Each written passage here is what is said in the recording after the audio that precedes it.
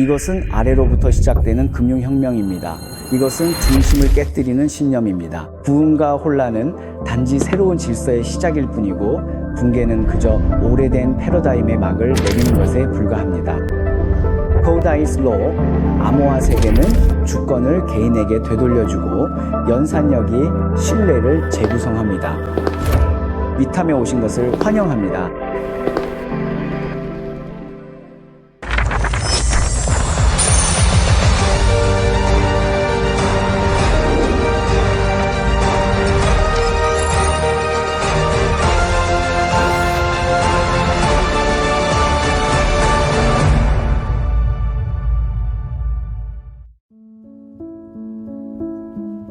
합규성이란 무엇일까요? 누구의 규칙에 맞춘다는 걸까요? 이 규칙은 누가 정하는 걸까요? 많은 사람들이 웹3에서는 합규성이 필요 없다고 생각합니다. 하지만 저는 웹3에서 합규성이 우리를 전통적인 금융통합이나 세계의 다양한 분야와의 통합에 매우 중요하다고 생각합니다. 하룻밤 사이에 저는 삼합에서 따르는 것은 제 마음속의 규칙이라고 생각합니다. 그것은 제 내면에 대도 큰 길입니다.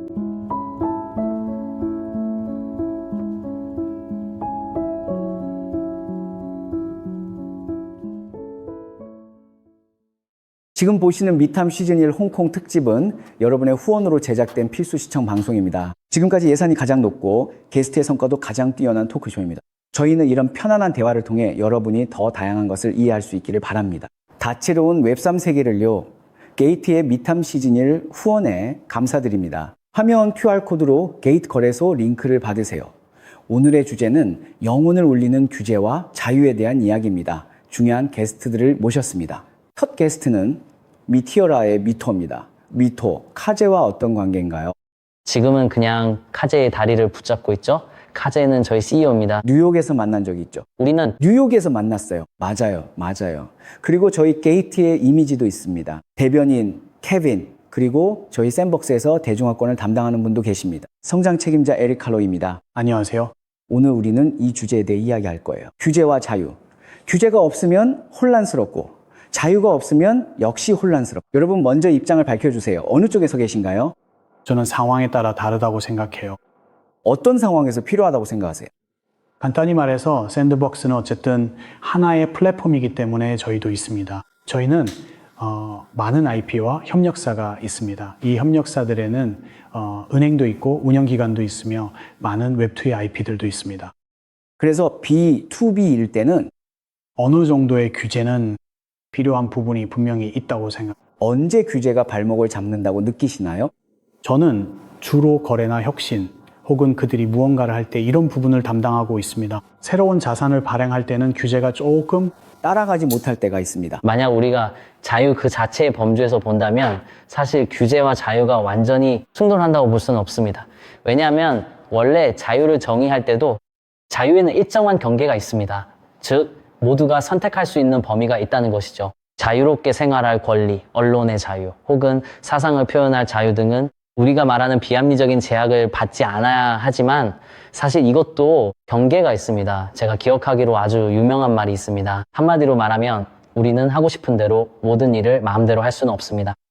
하지만 우리는 어떤 일을 하지 않을 권리를 선택할 수 있는데 오히려 이것이 진정한 자유입니다.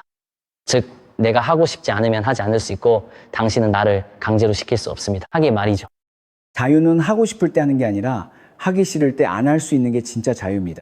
만약 우리가 범위를 조금 좁혀서 예를 들어 자유와 규제 사이를 본다면 사실 종종 우리가 말하는 것은 충돌이 있는 그 부분이라고 생각합니다. 다른 단계에서는 사실 그것이 드러나는 형태가 다르다는 점은 우리가 말하듯이 산업의 초기 단계에서 새로운 것이 등장할 때입니다. 많은 경우 그것은 기존의 규칙을 뛰어넘는 형태로 나타나죠. 우리가 말하는 슌페터의 파괴적 혁신이 바로 그것입니다. 즉 기존의 규칙에 대해 어느 정도 파괴를 일으킬 수 있다는 것입니다.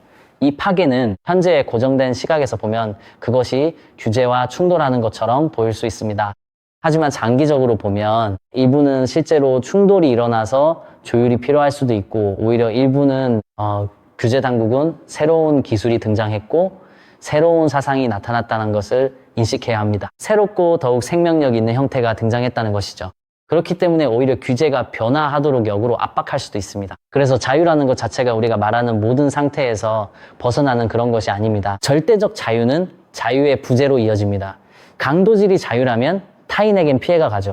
그래서 자유와 규제의 관계는 본질적으로 역동적입니다. 태극도처럼 음양이 공존하며 결국 하나가 되는 것과 같습니다. 어떤 부분에서는 서로 충돌하기도 하고 그 각도도 매우 다를 수 있습니다. 만약 당신이 자유 때문에 피해를 입은 사람이라면 규제가 빨리 도입되길 간절히 바랄 겁니다. 규제가 나와서 나를 구해주고 도와주길 바라는 거죠. 결국에는 이익이 입장을 결정합니다. 입장이 생각을 좌우하듯 여러 제약이 생기게 되면 분명히 한계가 느껴지죠. 내가 미래를 봤는데 네가 허락하지 않을 때, 이럴 때 자유라는 주제가 혹은 우리가 규제의 변화를 요구하는 목소리가 아주 강해질 수 있습니다.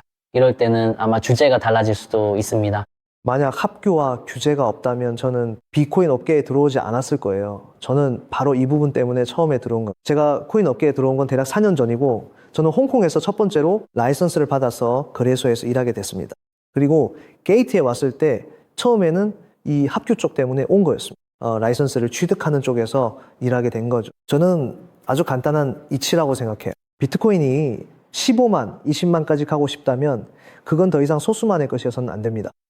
반드시 주류와 함께 해야 하고 다른 것들과도 함께 해야 합니다. 전통 금융과의 통합이 바로 그 핵심입니다. 이런 것들을 통합하려면 주로 KYC, AML 같은 요소가 필요하죠. 왜냐하면 이런 격차가 있으면 안 되기 때문이죠.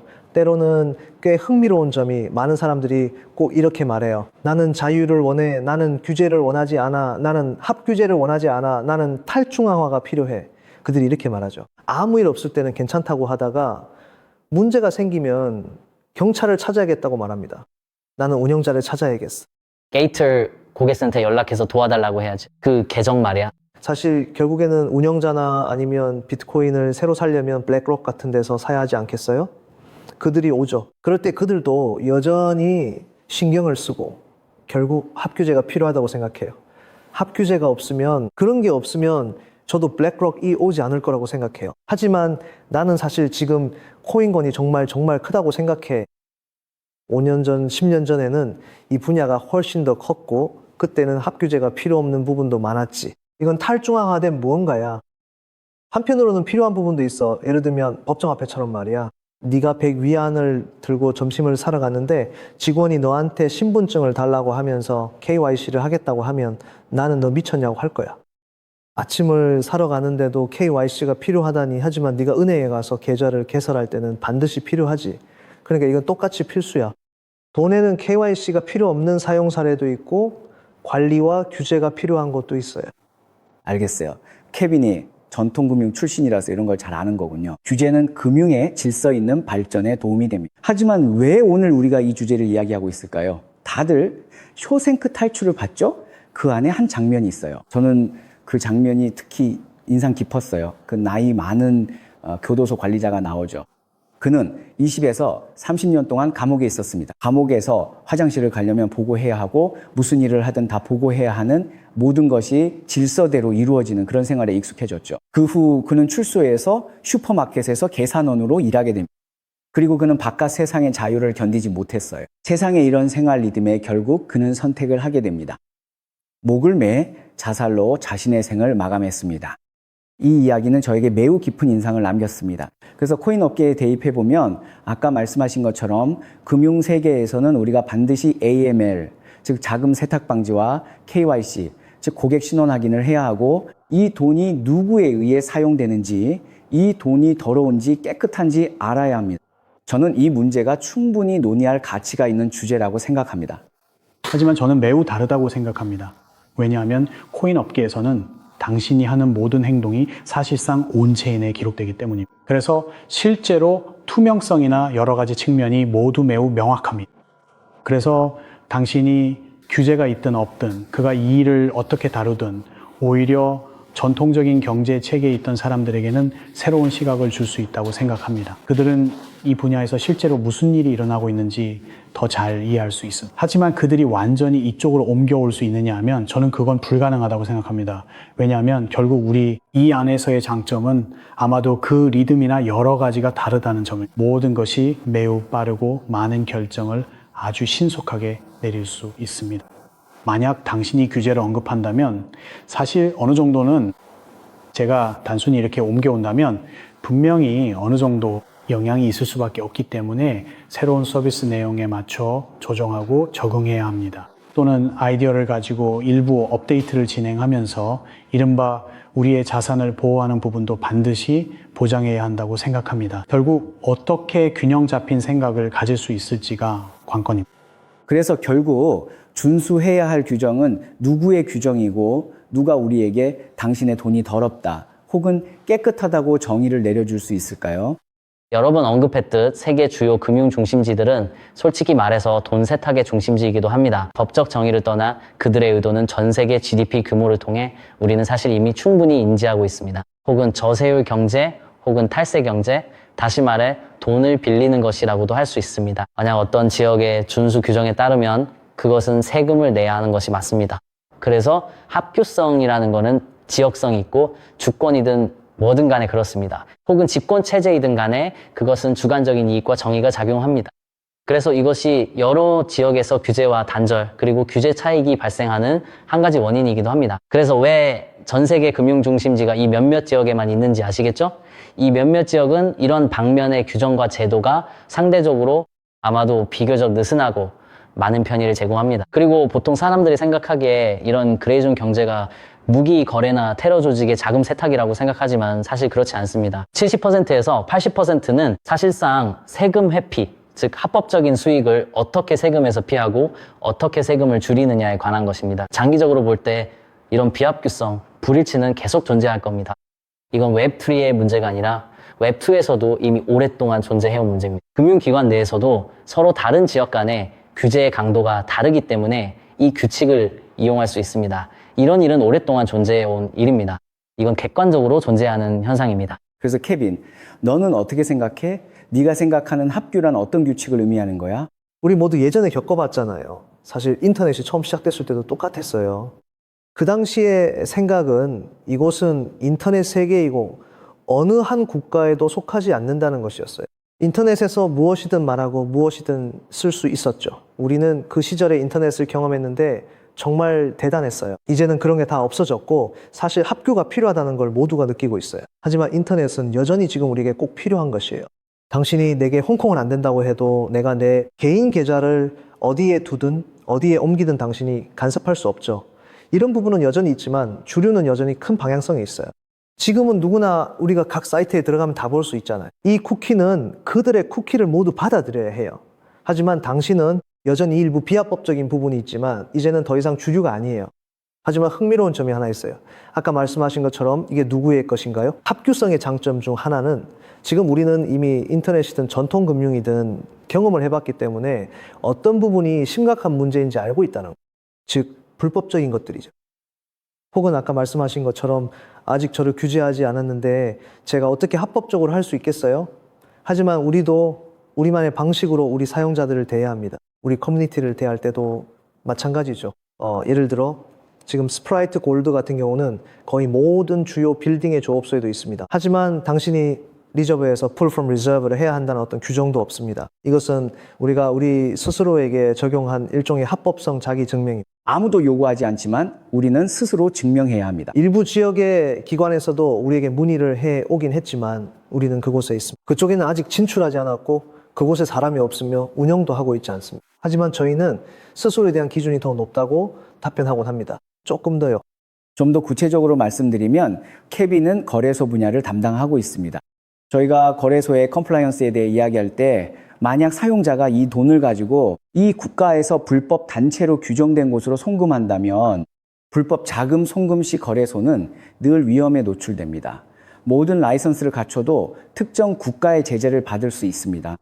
방금 말씀하신 것처럼요. 정말 좋은 말씀인데 거래소가 어떤 라이선스를 취득하든 간에요. 그래도 여전히 컴플라이언스 리스크가 있나요?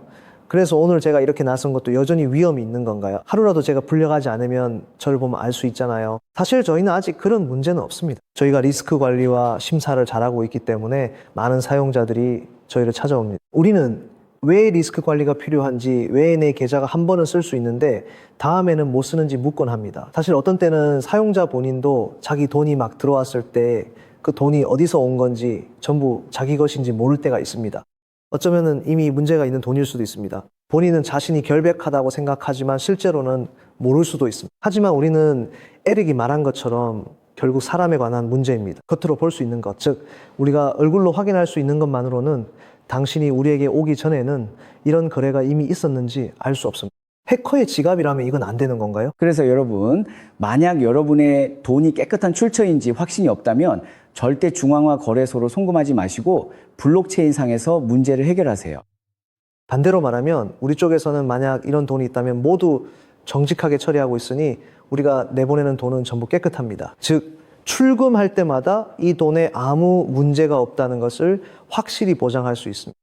그래서 이게 바로 케빈이 언급한 포인트가 흥미롭네요. 중요한 건 연방준비제도는 미국 정부 주도로 설립된 게 아니라는 거죠. 정부 조직이 아니라요. 연준은 본래 기업이었고 초기미 은행들은 규제가 없었습니다. 당시엔 각 은행이 각자 달러를 발행할 수 있었죠. 금만 충분히 있으면 누구나 달러를 발행할 수 있었고 각 달러의 가치도 다 달랐어요. 알다시피 모건 같은 신뢰받는 은행은요, 은행마다 달러 가치가 제각각이라 반값인 경우도 있었죠. 이런 혼란이 문제가 되자 업계의 자율 규제를 거쳐 결국 연방준비제도가 탄생했습니다. 그래서 이런 현상은 사람들이 보면 규제 당국이 주도해서 생긴 것 같지만 꼭 위에서 아래로만 이루어지는 건 아니고 때로는 이 업계가 자발적으로 만들어내기도 합니다. 예를 들어 게이트와 같은 일부 경쟁자들이 함께 이 규범을 추진하면 그것이 탄생할 수도 있습니다. 이런 규제는 내부에서 스스로 무너진 경험 때문일 수 있죠. 이렇게 업계 규범이 형성되는데 이 점이 참 흥미롭고 딱 맞는 것 같아요. 기존 금융시장의 특징이 초기 암호화 시장에서도 나타나고 있습니다. 역사가 반복되는 듯합니다. 하지만 다른 기술, 다른 프레임워크, 다른 이념을 쓰고 있을 뿐이죠. 그래서 규제에 대해 말하자면 이 문제에 대해 저는 우리가 발언권을 쥐게 된다면 규칙을 정의하는 것입니다. 저는 여러분 둘이 합법적인지 특정 토큰을 발행할 수 있는지 이 제품이나 플랫폼을 저의 규제 범위 내에서 운영할 수 있는지 정의할 수 있습니다. 그래서 규칙을 정하는 사람이 되겠다는 목표를 세워야 합니다. 이것이 매우 중요합니다. 우리 이 업계 안에서의 혁신은 충분합니다. 규제는 우리의 기술 발전 속도를 따라가지 못합니다. 많은 경우에 그것은 뒤처져 있습니다. 규제는 나중에야 와서 나는 이걸 관리할 도구를 찾아야겠다고 생각합니다. 하지만 정작 그걸 관리할 도구를 찾으려고 해도 찾을 수가 없습니다. 왜 제가 이것이 거래소에 부담을 더한다고 말하냐면 합법적으로 운영할 수 있고 전 세계 모든 국가의 라이선스를 취득할 수도 있으며 KYC 등 모든 것을 완벽하게 갖출 수도 있습니다. 하지만 당신이 거래하는 이 비트코인이라는 것, 이것은 본질적으로 규제에 저항하는 성격을 가지고 있습니다. 지금은 아직 규모가 작고 시가총액이 2조도 안 되지만 만약에 말이죠. 스테이블 코인 법안이 통과된다면 통과된 이후에는 점점 더 커지고 결국에는 금을 넘어 세계에서 가장 큰 자산이 될 때 그것은 본질적으로 합법적이지 않은 존재가 됩니다. 연준이나 CRS 같은 강한 기관도 비트코인에 대해 금융이나 증권이라 말하지 않았고 채권이라 한 적도 없습니다. 제어할 도구를 찾지 못할 때 그때가 오면 어떻게 될까요? 탈중앙화되어 규제를 벗어난 존재가 될 수 있죠. 그때 모두가 그 실체를 보게 될까요? 저는 그렇게 이해하면 안 된다고 생각해요. 예를 들어 금 자체도 만약 지금 땅에서 금을 캐더라도 규제를 받지 않잖아요. 혹은 집에 있는 금을 내가 너에게 주고 네가 나에게 주는 것도 마찬가지죠. 비트코인이나 디지털 골드도 마찬가지로 전 세계 어디든 빠르게 이전할 수 있습니다. 국가에서는 이런 국경 관리가 있어서 신고하지 않고 금을 많이 가지고 다니면 그건 불법 행위가 맞죠. 하지만 비트코인은 이 부분에서 어느 정도 돌파구가 있을 수 있습니다. 기술이 계속 발전하고 있기 때문에 예전의 기술적 수단이나 장벽을 돌파할 수 있고 새로운 방식으로 대응해야 할 수도 있습니다. 예를 들어 우리가 블록체인이라고 하면 맞죠? 익명성이 있어서 이젠 많은 경우 찾아낼 수 있죠. 블록체인 추적과 보안회사의 IP 추적으로 가능하니까요. 이건 단지 적응 과정일 뿐입니다. 저는 규제가 이에 대해 전혀 대책이 없다고는 생각하지 않습니다. 다만 이 기술이 한 걸음 더 나아간 것이고 그것을 달성하고 있는 우리가 말하는 자유와 규제의 균형에서 한 걸음 더 나아가 더욱 해방적인 방향으로 나아간 것입니다. 하지만 저는 자유든 완전한 균형이든 모두 추구하는 과정일 뿐 절대적인 것은 없다고 생각합니다. 마치 밀가루가 많으면 물을 더 넣고 물이 많으면 밀가루를 더 넣는 것과 같은 이치죠. 이 과정에서 자유만을 무한히 추구하다 보면 많은 문제가 발생하게 됩니다. 그럴 때 규제가 뒤따라서 노력하게 되죠. 규제가 너무 엄격해지면 혁신에 영향을 미친다는 것을 알게 됩니다. 정치적인 힘도 마찬가지로 예를 들어 유권자들에게서도 이런 현상이 나타납니다. 더 개방적이고 더 혁신적인 정책을 지지하게 됩니다. 트럼프가 암호화폐 대통령으로 부상한 것도 바로 이런 이유 때문입니다. 수천만 명의 미국 암호화폐 유권자들의 지지가 없었다면 누가 승자가 될지 알 수 없었을 겁니다. 하지만 지금은 그가 매우 분명한 깃발을 내세웠기 때문에 유권자들이 암호화폐를 지지하는 것이 정치적으로도 매우 중요한 역할을 할 수 있습니다. 이미 이런 힘이 형성되었습니다. 예전에는 미국 정치에 대해 이야기할 때 방금 말씀하신 그 문제도 그렇고요. 누가 규칙과 제도를 만드는가? 사실 정부가 규칙을 만드는 주체입니다. 물론 업계에도 업계의 규범이 있다는 것은 의심의 여지가 없습니다. 정부 권력은 어디서 오는지 보면 사실 유권자에게서 나옵니다. 미국의 대규모 암호화폐 유권자층이 있다면 말이죠. 원래 공화당과 민주당의 지지층은 매우 견고합니다. 물론 중도 유권자가 매우 중요해서 결과에 영향을 미치긴 하지만요. 하지만 원래 중도 유권자의 수는 많지 않았습니다. 이 중도 유권자들을 대거 끌어와야 하는데 트럼프는 이를 민감하게 포착했습니다. 우리가 말하는 이 암호화폐 트렌드 그리고 암호화폐 유권자들의 이 정치적 힘을 트럼프가 포착했고 그는 분명하게 지지 의사를 밝혔습니다. 그 결과 원래 진보 성향이 강했던 일부 유권자들까지도 끌어왔습니다. 그래서 우리가 그가 크게 승리하는 모습을 보게 된 것이고 한 걸음 더 나아가서 말하자면 이것은 정부가 제정한 것입니다. 하지만 한 걸음 더 나아가서 보면 정부의 권력은 또 누가 부여한 것일까요? 아마도 국민이 부여한 것일 겁니다. 하지만 왜 아마도라고 말하냐면 저는 그 안에서 돈이 아주 큰 역할을 했다고 생각하기 때문입니다. 그래서 국민이 일부 이익의 요구만을 반영한 것이라고 할 수 있습니다. 하지만 많은 암호화폐도 돈이 생기니까 똑같이 하고 있습니다. 정치적 로비는 이스라엘이 미국에서 로비를 하는 것과 비슷합니다. 그룹이 미국의 외교, 정치 등 여러 방면에 미치는 영향이 매우 큽니다. 저는 암호화폐 유권자들과 암호화폐 자금이 정치에 미국 같은 나라에도 직접적인 영향을 미친다고 생각합니다. 저는 항상 트럼프가 작년 내슈빌에서 외쳤던 그 순간을 생각해 왔습니다. 그가 비트코인을 보유하고 있다면 나에게 투표하라고 말했을 때요. 그는 다음날 1억 2천만 달러의 정치 자금을 받았습니다. 이 금액은 그가 기존에 받던 전통적인 주요 후원자들의 2배였습니다. 그래서 많은 사람들이 저에게 묻습니다. 이 세상이 언제 먼저 변할까요? 저는 이 나라의 투표가 결정할 수 있는 한 이 나라의 정책 방향을 좌우하는 곳에서는 반드시 이 새로운 금융혁명이 일어날 것이라고 생각합니다. 트럼프는 돈뿐만 아니라 당시 미국인의 24%가 암호화폐를 보유하고 있었고 그는 24%의 표를 얻었습니다. 그리고 그는 말했습니다. 내가 집권하고 대통령이 된 후 내가 할 첫 번째 일은 개런 갠설을 해임하는 것이고 두 번째 일은 나는 비트코인을 국가 전략적 비축 자산으로 삼겠다고 했고 세 번째로 할 일은 내가 가진 비트코인은 단 한 개도 팔지 않겠다고 했습니다. 그 결과표가 계속해서 쭉쭉 올라갔습니다. 디지털 자산을 가진 사람이라면 모두 그에게 표를 줘야 한다고 생각할 겁니다.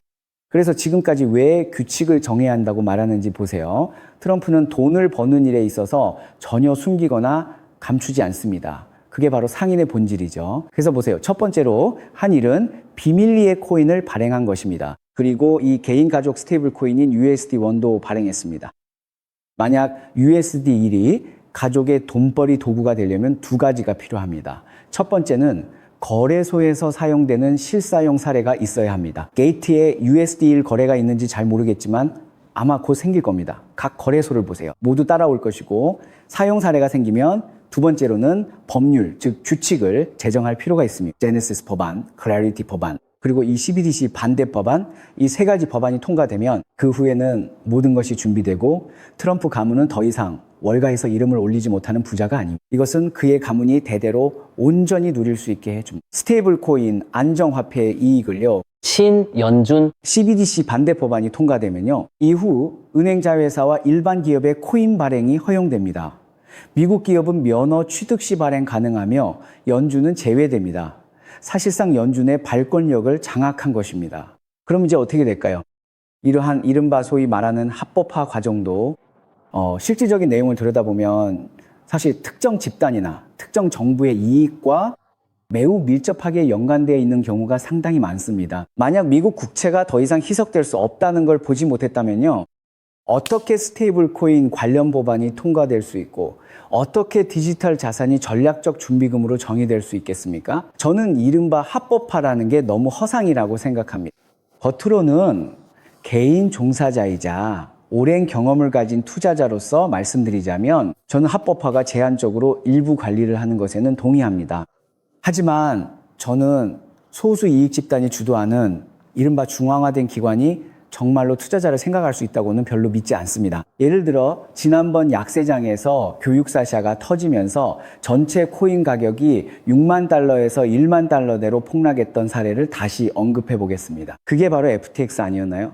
FTX는 전 세계에서 가장 합법적인 거래소였고 미국의 모든 라이선스를 다 받았잖아요. 라이선스를 다 받아도 무슨 소용이죠?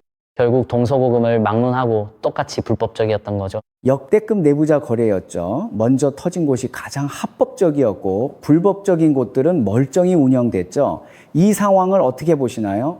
아까 2만 1,000달러 얘기하셨잖아요. 그게 참 돈이 커질수록 규제도 강해지죠. 합법성 문제도 더 빨리 대두되고요. 결국 규제가 목적입니다.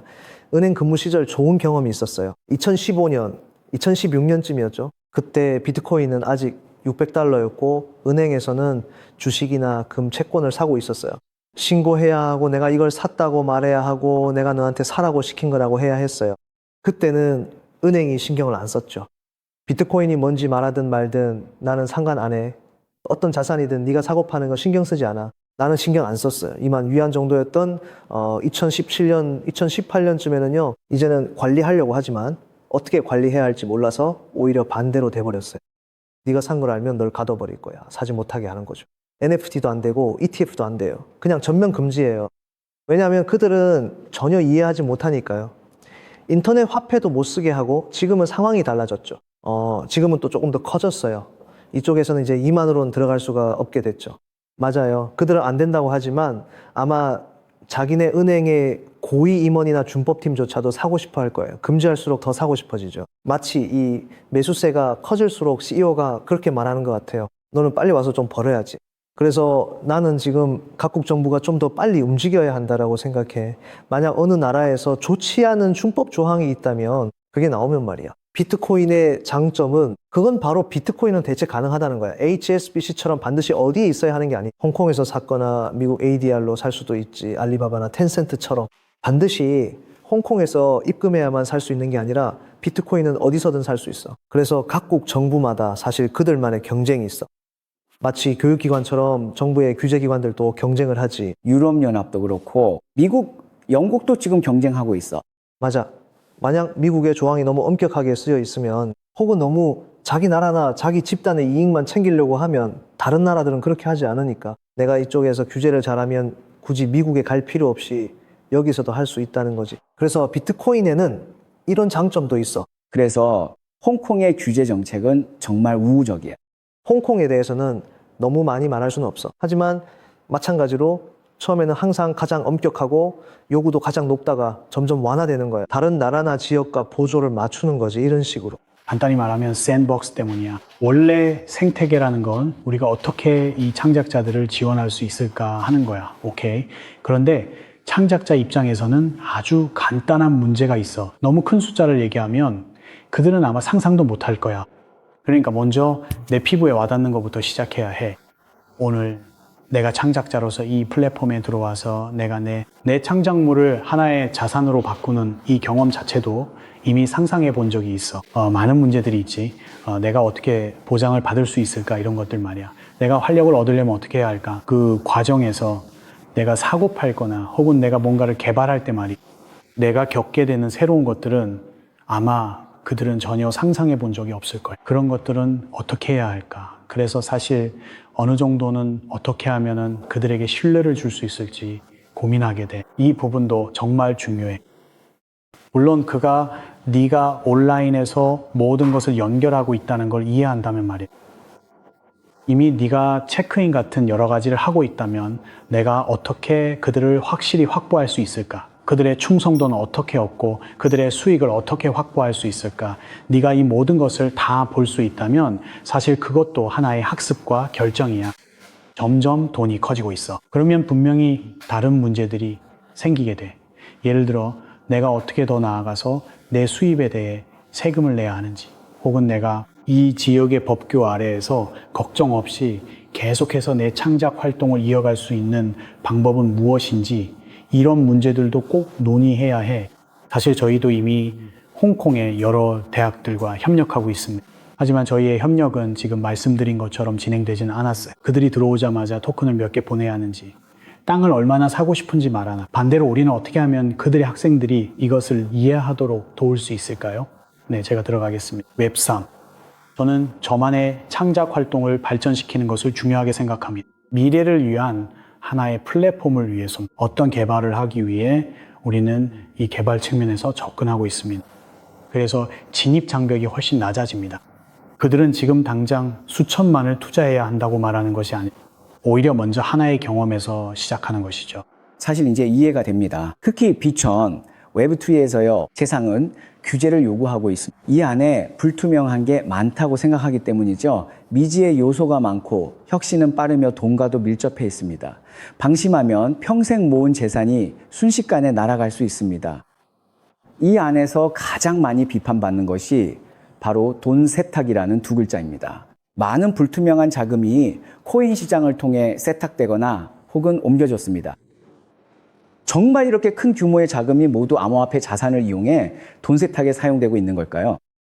저는 자주 말하곤 하는데 사실 코인 시장에서는 모든 것이 다 드러나 있어서 방금도 말씀드렸지만 다 볼 수 있습니다. 보세요. 이게 KYC입니다. 저는 KYT도 합니다. 들어오는 돈이 깨끗한지 아닌지 확인하는 거죠. 비트코인이 나올 때 전체 흐름을 다 볼 수 있습니다. 모든 거래가 다 보입니다. 제 거래 내역은 전부 볼 수 있는데 은행에서는 그게 안 됩니다. 은행에서 다른 은행에 돈을 받으면 그냥 추정할 뿐이죠. 그 사람의 돈이 깨끗하면 그 뒤에 뭐가 있는지는 신경 쓰지 않습니다.